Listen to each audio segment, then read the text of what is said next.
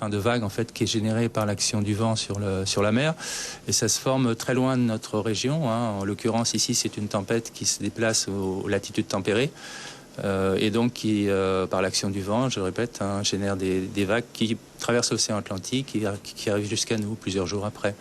Donc ce train de houle transporte en fait de l'énergie. Et en arrivant sur nos côtes, cette énergie se libère et peut avoir des conséquences. Alors il faut savoir qu'en ce moment, les marées sont importantes. Donc là, le phénomène n'a rien d'exceptionnel, puisqu'on a des hauteurs qui sont de l'ordre de 2 mètres à 2 mètres 50 et des périodes de 12 secondes.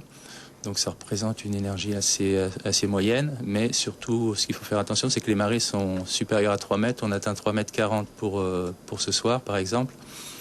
Donc c'est à ces périodes-là qu'il faut faire attention, le matin vers 7 heures et le soir vers 19 heures. Est-ce qu'on peut craindre des inondations, des dégâts causés par la mer comme on a pu connaître les années précédentes? Alors ponctuellement, on pourrait avoir quelques débordements en fait, oui, sur les routes, mais ça, on n'attend rien de comparable à ce qu'il y avait eu par exemple en début 2013. Où on avait une houle qui avait une énergie beaucoup plus importante de l'ordre de 16 secondes et des hauteurs de vagues de plus de 3 mètres, 3 mètres 50, 4 mètres. Ça n'a rien de comparable. Donc c'est pour cela que nous sommes en vigilance niveau jaune, qu'il n'y a pas encore énormément d'inquiétude à avoir.